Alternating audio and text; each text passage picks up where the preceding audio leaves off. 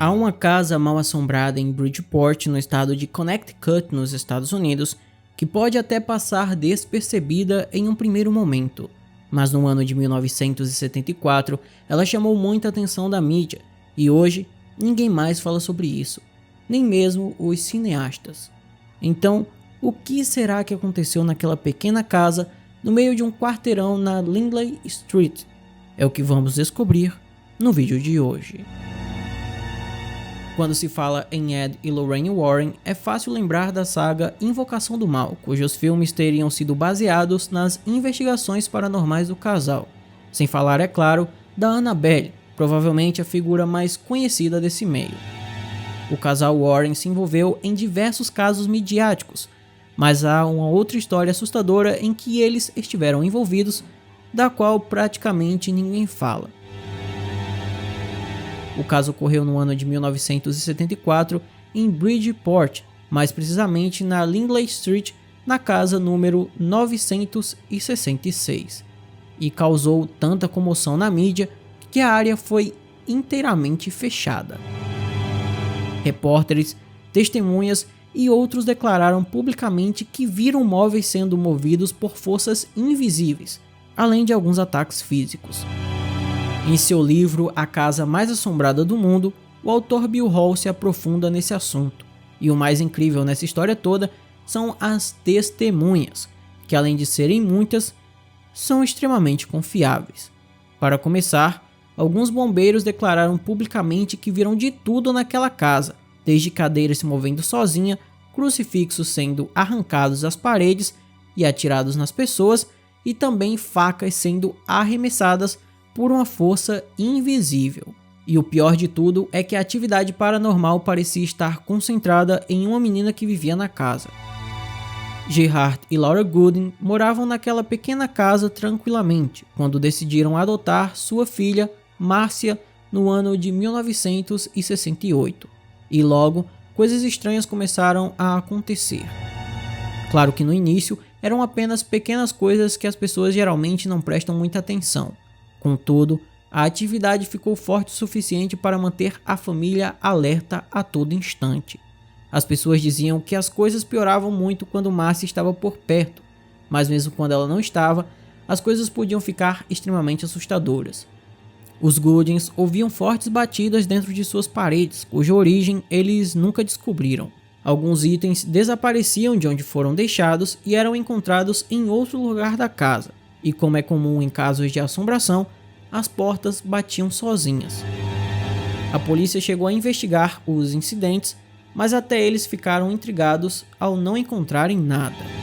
No ano de 1974, a propriedade era o foco não só das atividades poltergeist, mas também de toda a mídia. Os Warren, a Sociedade Americana de Pesquisa Psíquica e a Fundação de Pesquisa Psíquica foram chamados para investigarem a situação. A polícia esteve no local 24 horas por dia e interrogou constantemente a família. Na época, houveram relatos de televisores sendo retirados de suas bases, persianas subindo e descendo e prateleiras caindo das paredes. A histeria do público também começou com esses relatos. Os espectadores lotaram a rua em frente à casa mal assombrada para ver se conseguiam presenciar alguma atividade com os próprios olhos.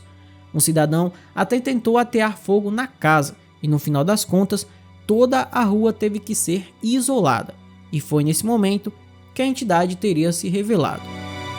De acordo com o livro de Bill Hall, parecia um acúmulo grande e compacto de névoa transparente, branco, amarelada e esfumaçada. Não houveram apenas manipulações físicas, mas também alguns fenômenos sonoros. Pessoas relataram ter ouvido o gato da família dizer coisas estranhas, como Jingle Bells e Bye Bye. Os cisnes de plástico que ficavam no jardim do lado de fora também faziam barulhos assustadores. Aliás, supostamente o gato da família teria conversado com um policial, perguntando como o irmão dele estava, sendo que o irmão do policial havia falecido e, de alguma forma, o gato sabia disso. Mas se o gato estava falando, de alguma forma ele saber sobre a morte do irmão do policial era o menor dos problemas.